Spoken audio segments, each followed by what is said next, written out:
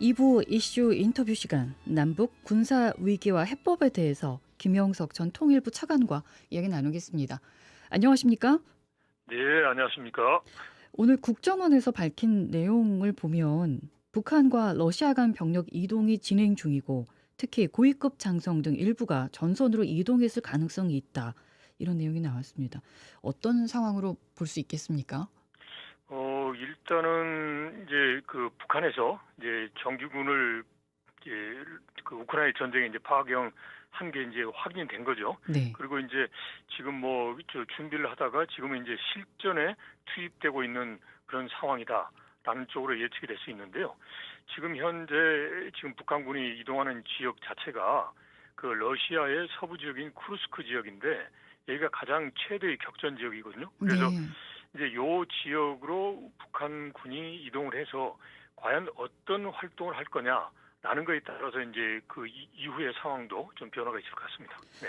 병력을 보면 북한군이 12,000명 정도 파병을 했다고 나오고 있고 네. 지금까지의 물자 지원이나 무기 지원 이런 것과는 차원이 다른 문제로 봐야겠지요. 그럼요. 이제 군수 물자 포함해서 여러 가지 이제 물자 지원을 하는 거는 이제 그건 어떻게 보면 이제 전쟁이라는 것보다는 좀 약간은 뭐 비즈니스 차원이 있습니다. 그런데 이번에는 이제 정규군 지금 뭐 소위 폭풍 군단이라고 칭하는 이제 11군단이 주축이 돼서 12,000명 정도가 이제 올해 말까지 간다는 거니까 네. 이거는 전혀 이제 차원이 다르죠. 이거는 이제 어떻게 보면 러시아 우크라이나 전쟁이 양자 전쟁에서 이게 이제 국제 전쟁으로 변화하는 그런 성격 변화가 이제 발생하는 거고 거기에 따라서 이제 나토가 어떻게 개입할 거냐, 미국이 어떻게 할 거냐 이런 이제 근본적인 그런 문제를 이제 던지는 거고요. 그 다음에 이제 우리에게도 이제 북한이 이렇게 우크라이나라고 하는 전쟁에 직접 이제 참여를 하는 거 아닙니까? 네. 그러면 여기에서 유럽의 안보에 영향을 미친다라는 것도 있지만 이 북한이 단지 참전만 하고 끝나는 게 아니고 이걸 통해서 일종의 이제 전투력도 이렇게 향상시키고 그리고 또 이제 민감한 군사적인 그런 그 기술 이걸 러시아로부터 이제 전수를 받을 가능성이 매우 높다라는 거죠. 이제 그리고 또 하나 가장 중요한 게 이번에 이제 그 북한군이 파병된 게 그 지난 6월에 있었던 북러 간의 조약에 따른 그러니까 이제 침략을 당했을 때 이제 자동으로 개입한다는 그 조항 때문에 그런 건데 만약에 이제 북한이 이제 뭔가 이제 생각을 잘못해서 이제 대한민국에 대해서 무력적인 행위를 했다. 이제 그럴 때 그러면 이제 지금 이번에 파병을 했으니까 러시아는 자동적으로 해야 되는 그런 상황이 되거든요. 네. 그러면 이제 북한으로서는 좀 더 이제 그 과감하게 우리 남쪽에 대해서 이제 도발을 할 가능성도 그만큼 높아졌다. 그런 의미에서 매우 좀 좀 심각한 그런 상황이라고 볼 수가 있는 거죠. 네. 네. 말씀하신 것처럼 이제 군사 전문가들도 러시아가 북한군을 끌어들였으니까 이제 국제 전쟁화가 시작이 된 거다라고 볼 수도 있다는 말을 했었는데 네. 러시아도 이걸 의도하고 북한군을 끌어들였을까요? 제가 보기에는 이제 결과적으로는 이제 그렇게 되는데 이렇게 됐을 때 저 나토라든지 이제 미국에서 과연 참전할 할 수 있을까? 이런 부분이 쉽게 할 수가 없습니다. 왜냐하면 예. 이제 그 나토 여러 국가들이 했을 경우에 이게 뭐 단기간 안에 끝나는 건 아니고 결국은 이제 북한과 러시아 그리고 경우에 따라서는 이제 북한 러시아 입장에 동조하는 국가들까지도 참여할 수 있단 말이죠. 뭐 이란 이야기 나오고 또 뭐 중국 이야기도 나오지 않습니까? 네. 그러면 이게 이제 판이 복잡해집니다. 그러니까 과연 이게 국제전이 됐지만 나토하고 미국이 참전할 수 있을까라는 부분에 대해서는 조금은 좀 심각하게 고민이 필요하고요. 그리고 지금 현재 미국 대선이 있고 그다음에 유럽의 나토 내에서도 여러 가지 논란이 있어요. 이제 그런데 그런 상황에서 러시아가 지금 여러 가지 상황에서 어려운 거니까 이제 나토나 미국에게도 고민을 던지고 그리고 이제 그런 이제 엉거주춤한 사이에서 뭔가 좀 전세를 전환시키고자 하는 그런 목적도 있지 않나 싶습니다. 네. 네.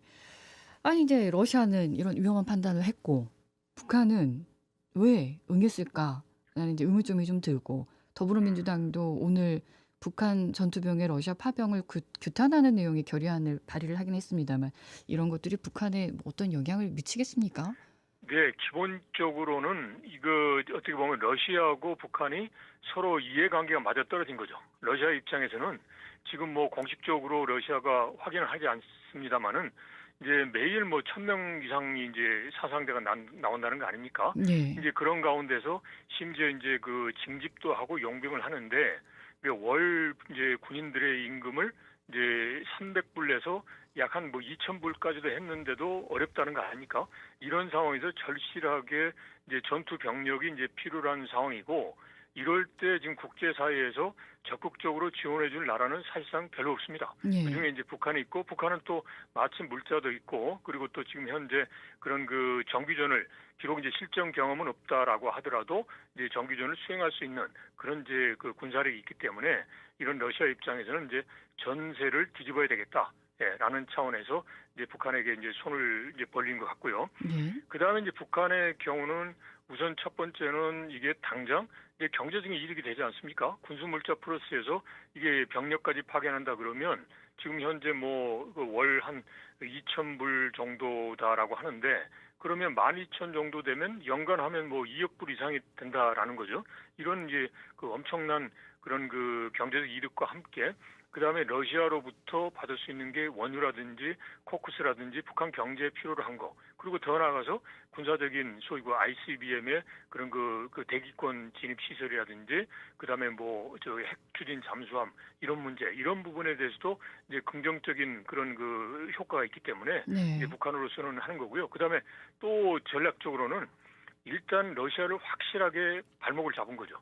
그러니까 러시아가 북한의 확실한 뒷배로서 이제 할 수밖에 없는 그러한 계기를 마련한 거죠. 어려울 때 도와줬다. 그러니까 북한이 어려울 때 러시아가 도와줘야 되는 거 아니냐. 그래서 이제 국제사회에 있어서의 북한의 입장을 보다 더 좀 견고하게 한다고 그럴까요? 이제 그런 효과를 생각하고서 북한이 응한 게 아닌가 싶습니다. 네. 북한은 여러 가지 거를 고려했을 때 이제 나 손해 볼 게 없구나라는 결정을 내렸던 것 같은데 네. 혹시 국제법을 위반한 건 아닙니까? 파병을 하는 데 있어서? 지금 뭐 당연히 이제 우리라든지 서방권의 국제법 위반이다.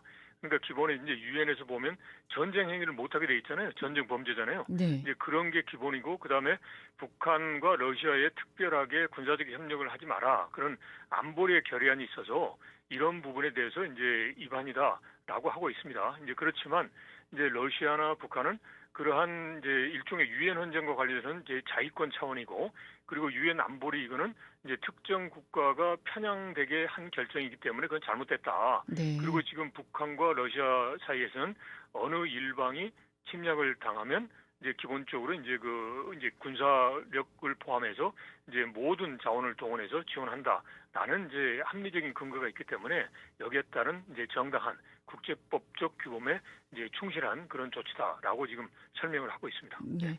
한반도의 정세에는 어떤 영향을 미칠지 가장 궁금합니다. 어떻습니까? 일단은 긍정적이다라고 보기는 어렵죠. 이제 그렇죠. 부정적이 됩니다. 그래서 가장 이제 걱정되는 거는 당장 뭐 이번에 우크라이나 전쟁 가서 북한의 군사력을 강화해서 뭐 우리 남한은 뭐 침투한다, 뭐 침략한다. 이거는 아직은 좀 이른 것 같고요. 일단은 이제 분단 상황에서 북한이 지금 여러 가지 강한 태도를 보이고 있는데 이제 그러한 그 강한 태도 이제 이런 게 보다 더 확실하게 이제 저 러시아라든지 국제사회에 그 지원을 받아서 유지될 가능성이 높다. 네. 그러면 지금 현재의 그 남북 관계가 이제 변화할 가능성이 그만큼 또 낮아진 거 아니냐. 뭐 이런 이제 우려가 생기는 거죠. 네. 네. 아무래도 이제 우리 남한과 우리 대한민국과 북한의 관계가 좋지 않기 때문에 지금 일촉즉발 위기에 놓여 있기 때문에 더더욱 네. 민감하게 저희도 반응할 수밖에 없어 보이는데 그렇습니다. 네. 이달 초에 평양에 무인기 도착하지 않았습니까? 이제 네네. 누가 보낸 걸까를 두고 여러 가지 이야기가 있고 우리 정부는 대응하지 않는 걸로 대응을 하고 있고 북한은 들깨 무리라면서 이제 우리 쪽에 책임을 묻고 있습니다. 어떻게 보십니까? 이거는 일단 이제 10월 3일, 9일, 10일 날 그 평양에 이제 가장 중심부죠. 노동당 청사가 있고 김정은의 집무실이 있는 데인데 네. 거기에 이제 무인기가 했고 거기에 이제 소위 그 전단이 뿌려졌다는 거 아닙니까? 네. 그러니까 북한의 입장에서는 엄청나게 이게 그 안보에 구멍이 난 겁니다. 이건 난 건데 여기에 대해서 일단 북한에서는 처음부터 이건 남쪽에서 사주를 했다라고 이야기를 했고 우리는 그거는 뭐 이제 뭐 확인해 줄 수도 없고 대응 안 하겠다 이렇게 했단 말이죠. 네. 그런데 어젠가 북한 국방성 대변인이 이제 최종 결과다라고 하면서 이거는 이제 소위 북한 용어입니다. 괴뢰 한국 군부 깡패들이 한 거다. 그러니까 즉 백령도에서 보내가지고 네. 서해 쪽으로 쭉 가서 이제 남포까지 올라갔다가 남포에서 이제 꺾어져서 이제 평양까지 갔다라고 이야기를 하고 있습니다. 이제 그래서 이 부분에 대해서도 일단 우리 이제 국방부에서는 이게 뭐 대응할 가치가 없다라고 하고 있는데요.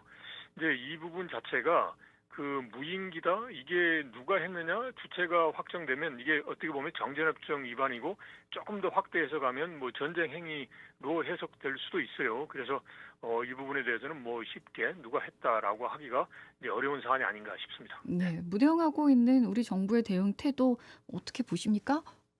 일단은 이게 무인기 자체가 어떻게 보면 그 북한에서 여러분들 뭐 기억하시겠습니다마는 특히 이제 수도권 중심으로 해서 무인기 보낸 적이 많습니다. 네. 그러면서 실제로 유엔사를 통해서 정전협정 위반이다라고도 이야기를 했고 북한에서는 이제 거기에 대해서 뭐 본인들이 자기들이 안 했다. 그리고 아예 반응도 안 보이는 이제 그런 상황이었다는 거죠. 그래서 네. 이걸 이제 우리가 어떻게 봐야 되냐면 무인기가 서로 이렇게 그 DMZ를 사이에 두고서 남북으로 왔다 갔다 한다라고 하면 지금은 이제 쓰레기고 이제 전단이지만 이게 이제 다른 이제 물질이 군사적 물질이 들어가면 엄청난 이거는 이제 결과를 가져오는 거거든요. 그래서 네.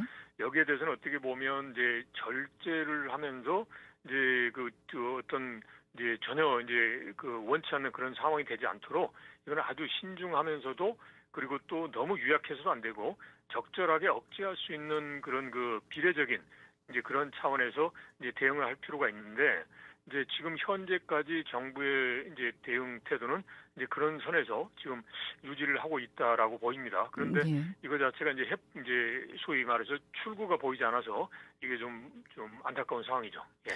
쓰레기 풍선 살포하는 게 계속되고 있고 예. 핵실험 같은 무력 도발 가능성까지 커지고 있어서 예. 접경 지역의 주민들의 불안감도 커지고 있지 않습니까? 네, 예, 네. 얼마 전에 국감에서는 접경 지역 주민이 무릎 꿇고 무서워서 잠 못 자는 아이들 살려달라라고 빌었던 모습도 생각이 나는데 이건 어떻게 지켜보셨습니까? 참 이게 안타까운 일입니다. 그래서 이제 이 대북 전단 문제, 그 다음에 이제 대북 방송, 대남 방송 문제는 하루 이틀 된 문제가 아니거든요. 그러니까 제가 현직에 있을 때 북한하고 이제 그 회담을 할 때 예. 북한 측에서 심지어 뭐 대남 이제 대북 전단이다 그래서 막 가지고 와서 막 이렇게 막 항의도 하고 또 그다음에 뭐 대북 방송, 대남 방송 가지고 논란도 있고 그랬습니다. 그래서 네. 이 부분이 정말 계속적으로 반복되고 있는 것 자체가 이거는 매우 좀 안타까운 거고 이걸 이제 그 끝내야 되는데 이제 끝내지 않으면 지금과 같은 상황이 계속 반복적으로 돼요. 그러다가 예를 들어서 남북 간에 이제 다른 큰 사안이 생기면 이거는 쓱 이제 사라지고 이런단 말이죠. 그래서 이 부분에 대해서 이제 단순하게 뭐 쓰레기 풍선 보내지 마라. 그리고 또 이제 그 대북 전단 보내지 마라. 뭐 이렇게 하는 것보다는 이게 근본적으로 남북 간의 군사적인 긴장 문제, 상호 불신에서 나오는 거란 말이죠. 그래서 이 부분을 좀 더 좀 포괄적이면서 근본적인 해결 쪽으로 가야 되지 않을까. 그래서 이 부분에 대해서 뭐 쓰레기 풍선 어떻게 할 거냐, 누가 잘못이다 이런 게 아니라 이런 남북 관계를 근본적으로 풀기 위한 방향으로 이제 뭐 정치권도 그렇고 우리 국민들도 같이 지혜를 모아야 이제 모으는 게 어떻겠냐 싶습니다. 네, 네. 알겠습니다.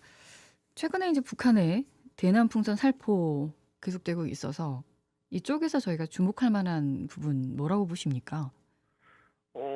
지금 북한이 이제 대남 풍선만 놓고 보는 거는 이제 5월 초에 이제 북한이 대남 풍선 이제 보내면서 네. 이제 소위 그 자기들을 불편하게 하는 그런 그 대북 전단 이걸 계속 된다면 똑같이 고통 불편을 주겠다라고 했단 말이죠. 그래서 이거는 계속 할 것 같아요. 예. 그러니까 아, 이거는 이제 대남 풍선은 이제 소위 말해서 대북 전단 문제라든지 이런 게 이제 해결되지 않으면 네. 이제 고통과 불편을 주겠다라는 건 계속 할 것 같고 여기에 이제 북한이 지금 하나 더 이제 얹은 거는 이제 무인기 이제 사건이 터졌지 않습니까? 네. 그래서 이것과 관련해서 이제 우리 내부의 그런 그 논란을 조금 더 조성하려고 한다. 그러니까 즉 이제 이거 하다가 혹시 뭐 전쟁 나는 거 아니야? 뭐 이런 아, 쪽. 그래서 지금 실제로 보면 이제 북한에서 무인기와 관련해서 이제 그 원점이 소위 말하는 원점이 어디냐 이걸 영영 사라지게 하겠다. 이런 게 네. 다시 재발되면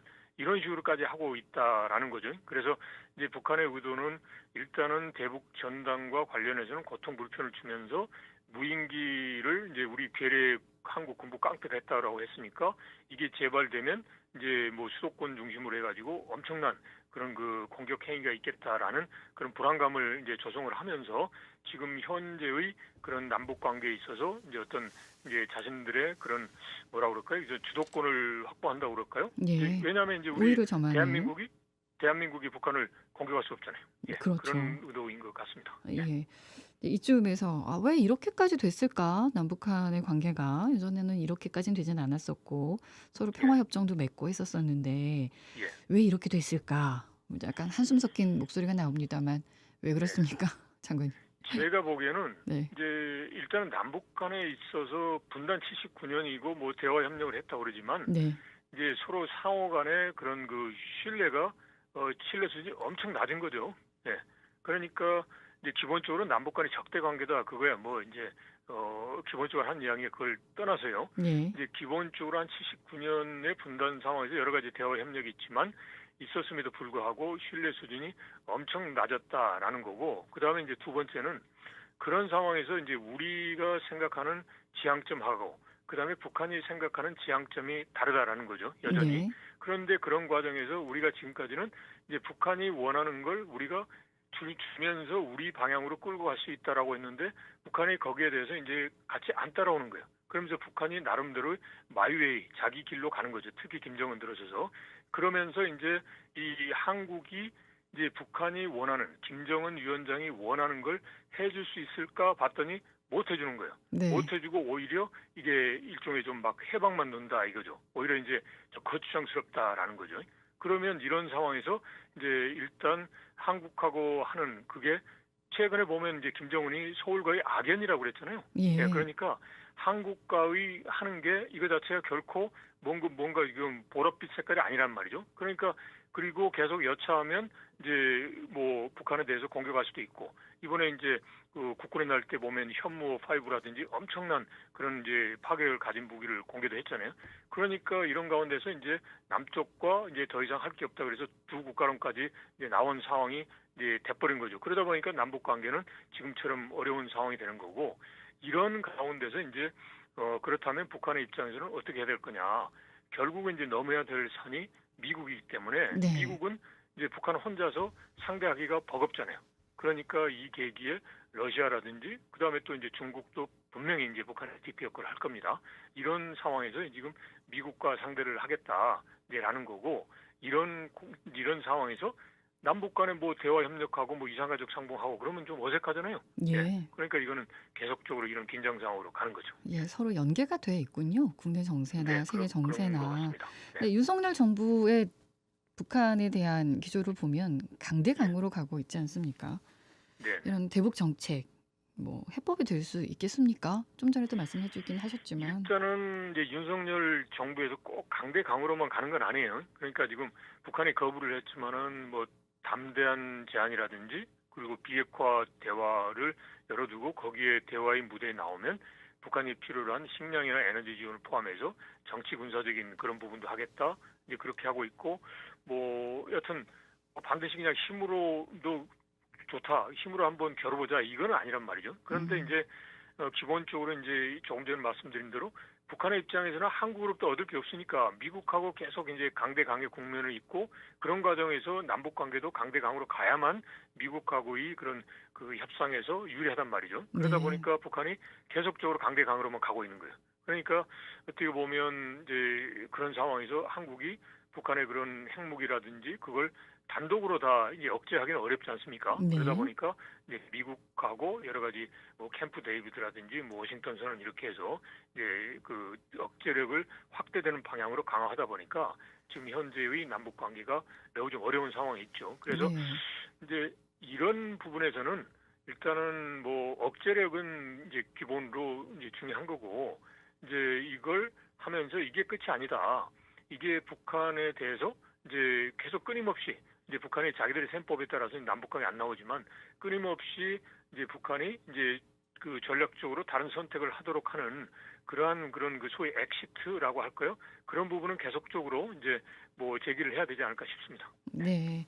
당분간은 남북 관계에서 생산적인 대화는 기대하기가 좀 어렵겠죠. 좀 막혀 있는 남북 관계이기도 하고. 그래서 네네. 이제 예, 아마도 한반도 그럴 것. 위기도 예, 고조가 되고 있고 네네. 차관께서 생각하시는 해법 좀 어렵습니다만 질문 드리겠습니다. 지금은 이제 조금 전에 말씀드린 대로 일단 이제 북한이 우리하고 이게 상대를 해서 얻는 게 없다라고 생각을 하는 거예요. 네.